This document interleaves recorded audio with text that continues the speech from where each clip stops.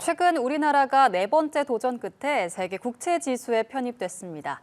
이번 국채지수 편입의 의미와 우리 경제에 미치는 영향에 대해서 대통령실 성태윤 정책실장 모시고 이야기 나눠보겠습니다. 어서 오세요. 네, 안녕하십니까? 네, 안녕하십니까.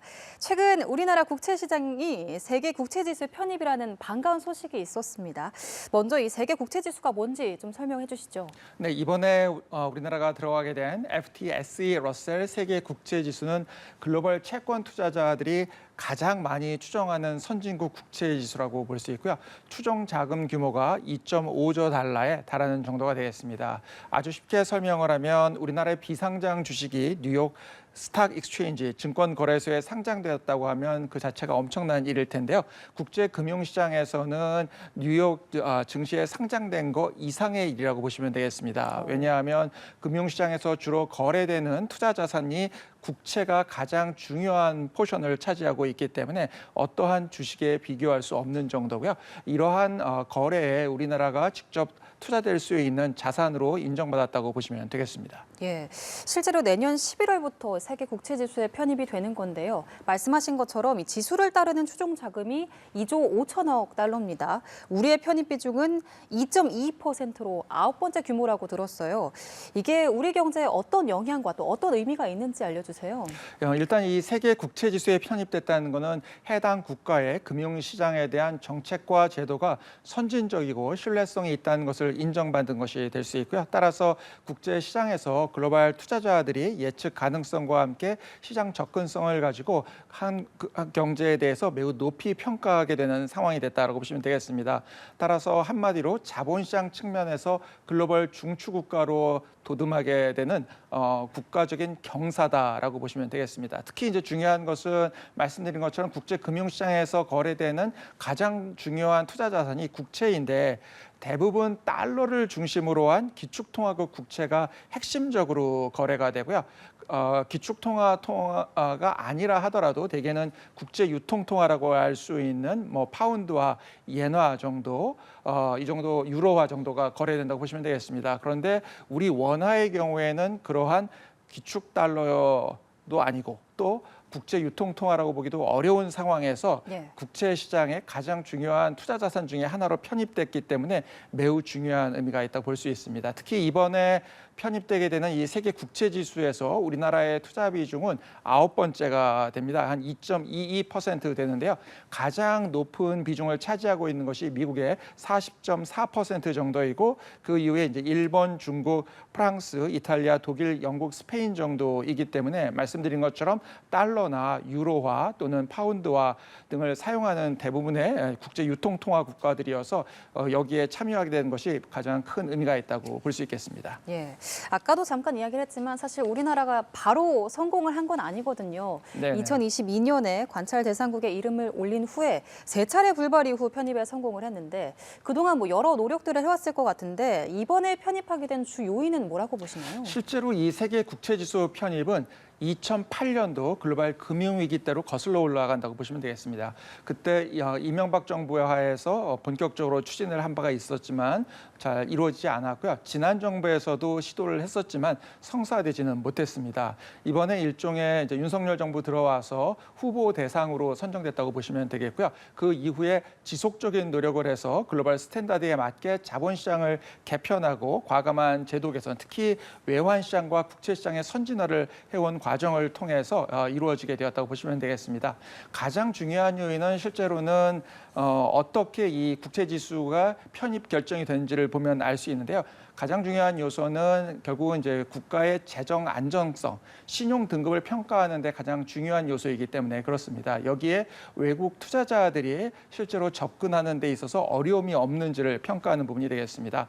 따라서 지금 윤석열 정부 하에서 계속 재정 건전성을 유지하고 있는 부분이 가장 큰 요인이라고 볼 수 있고요. 또 추가적으로는 국채 통합 계좌라는 거를 이번 6월부터 시행을 해서 외국인 투자자들이 별도의 계좌를 만들지 않더라도 투자할 수 있도록 만들어드리고 외환 거래 시장을 기존에는 오후 3시 30분이면 끝나던 거를 새벽 2시까지 연장을 해서 과감하게 원래 외환 시장은 통상적으로 보수적으로 운영되는 시장인데 이러한 부분에 있어서도 개선을 해보는 부분들이 시장 접근성 요건을 개선함으로써 실제 우리나라가 세계 국채 지수에 들어갈 수 있게 되었다고 볼 수 있습니다. 이거는 국가적인 경사라고 할 수 있는 일이고요. 우리 입장에서는 세계적인 금융시장에 어깨를 겨누게 된 것이고 이를 통해서 우리나라 거시경제에도 전반적으로 큰 이득이 발생한다라고 보시면 되겠습니다. 예, 이번 세계 국채지수 편입으로 이제 우리 시장에 해외 큰 손들이 들어올 것이다, 투자가 늘어날 것이다 이런 전망들도 나오는데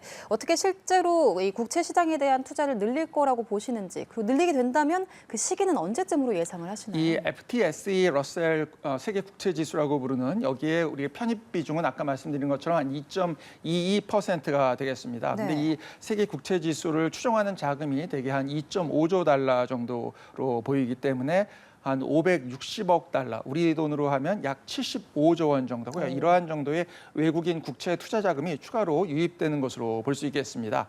현재 우리나라 외국인의 국고채 보유액이 한 240조 되기 때문에 여기 한 30% 정도 되는 부분들이 추가로 들어올 수 있는 요소라고 보시면 되겠고요. 특히 중요한 거는 이 세계 국채 지수를 추종하는 국제 금융 자금들은 대개 기관 투자자의 장기 투자 성향을 보이는 안정적인 자금이 되겠습니다. 따라서 외국인 투자 자금 중에도 단기적으로 변동성이 높은 자금이 있는데 그러한 자금과는 상당히 다른 성격을 지니는 자금들이 통상적으로 투자되기 때문에 실제로는 국채 시장뿐만 아니라 외환 시장 전반에 있어서 안정적인 투자 자금의 유입이 일어난다고 보시면 되겠습니다.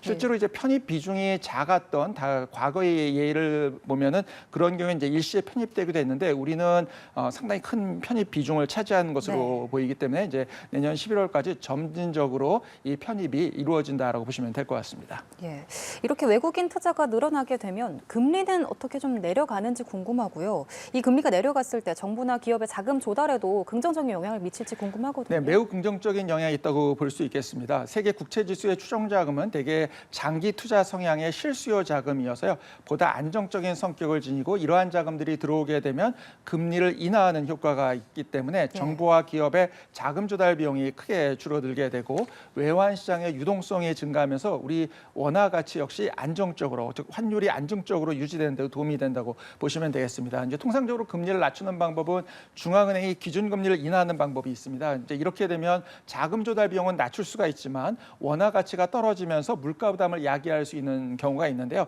이번에 들어오게 되는 이 세계 국채 지수 추종 자금과 같은 부분들은 추가로 안정적인 자금이 유입되면서 발생하는 현상이기 때문에 기업이나 경제 주체들의 자금 조달 비용들은 낮추는 반면에 외환 시장도 오히려 안정화시킬 수 있어서 매우 유용하다고 볼 수 있고요. 재정 운영을 하는데도 우리 국채를 안정적으로 수요해 줄 수 있는 수요처가 생기는 것이기 때문에 실질적인 도움은 매우 크다고 볼 수 있고 그래서 오랫동안 우리 시도를 했던 것이고 이번에 된 것이 이제 경제적인 측면에서 국가적인 경사다라고 말씀드린 부분이 되겠습니다. 네. 그런데 일각에서는 이 외국인들이 투자를 늘리게 되면 오히려 시장 변동성이 좀 커지는 건 아닌지 그 부분에 대한 우려도 있고 또 외환 시장에 미칠 영향에 대한 우려도 있는데 이런 우려에 대해서는 어떻게 바라보시나요? 전혀 그렇지 않다라고 말씀드릴 수 있겠습니다. 왜냐하면 이제 외국인 투자 자금 가운데 투기적인 성격을 지니는 부분들은 방금 말씀하신 것처럼 그런 우려를 할 수도 있는데 통상적으로 이 세계 국채 지수에 편입된 것과 같은 자금들은 그러한 성격과 오히려 반대되는 성격을 가진다라고 보시면 되겠습니다. 안정적이면서 장기적인 투자 성격을 지니고 있기 때문에 오히려 외환 시장의 유동성을 높여주고요. 외환 시장과 외화 자금 시장의 폭과 깊이를 더 깊게 만들어준다 이렇게 보시면 되겠습니다. 그래서 아주 가벼운 물에서 출렁출렁대는 현상이 잘 발생하지 않고 마치 안정적인 큰 저수직을 우리가 확보하게 된 것과 동일한 성격이다라고 보시면 되겠습니다. 그렇기 때문에 이제 이러한 것들을 바탕으로 해서 기업들이나 또 가계, 왜냐하면 이제 가계에 나가는 대출들도 결국 이제 회사채 시장이나 채권을 통해서 자금이 조달되기 때문에 전반적인 채권 시장의 금리를 떨어뜨릴 수 있는 안정적으로 떨어뜨릴 수 있기 때문에 이제 이 부분이 크게 도움이 된다라고 보시면 되겠습니다. 예, 알겠습니다. 채권 부분에서는 이 세계 국채 지수 WGBI 편입이 됐지만 사실 주식 부분에서는 FTSE 측에서 공매도 금지와 관련한 우려의 목소리도 있었는데요. 이에 대한 정부의 대응 방향도 한번 말씀해 주시면 감사하겠습니다. 네, FTSE 측에서 공매도 금지와 관련된 이제 우려의 이야기를 했지만 추가적으로 우려할 수 있는 이제 관찰 대상국이나 이런 데는 우리가 선정되지 않았기 때문에 실질적으로 우려할 만한 상황은 없다라고 보셔도 될 것 같습니다. 또한 우리나라의 현재 이제 공매도 금지 기간이 내년 3월까지인데요. 불법 공매도를 근절할 수 있는 제도적이고 그리고 시스템적인 부분들을 계속 갖춰 나가고 있고 이것이 내년 3월까지면 충분히 될 수 있기 때문에 실제로 외국 국제 금융 투자자들 입장에서도 안심을 하실 수 있을 것으로 생각됩니다. 현재 전산 시스템 구축 작업이 거의 완벽하게 이루어질 수 있도록 작업을 하고 있고요. 기관과 개인 간의 기울어진 운동장을 해결하기 위한 부분들, 또 불법 공매도에 대한 벌금을 강화하고 가중 처벌하며 금융 투자 거래에서의 제한, 계좌 지급권 정지까지 할 수 있도록 엄격한 제도화하는 부분에 대해서 곧 10월 15일 내외로 국무회의 후에 공포할 예정이기 때문에 이러한 제도적인 부분이 완비된다면 큰 문제 없을 것으로 생각이 됩니다. 특히 말씀드리고 싶은 거는 이번 기회에도 이제 제도적으로 이런 주식시장에서의 안정화가 될 수 있도록 현재 문제가 되고 있는 금융투자세의 불확실성 문제를 해소시키기 위해서 금투세를 확실하게 폐지해서 시장 불안 요인을 제거하고 저번 시장의 발전을 이룰 수 있는 전반적인 체제로의 전환이 좀 필요하지 않나 생각이 됩니다. 이러한 그런 작업들이 이루어져야 이번에 만들어진 이제 채권 시장에서의 엄청난 변화를 주식시장으로까지 좀 확산시키는 데도 도움이 될 수 있기 때문에 금투세를 반드시 폐지하는 것 역시 필요하다라고 생각이 듭니다. 예, 알겠습니다. 오늘 말씀 여기까지 나눠보겠습니다. 지금까지 대통령실 성태윤 정책실장과 함께 이야기 나눠봤습니다. 오늘 말씀 고맙습니다. 네, 감사합니다.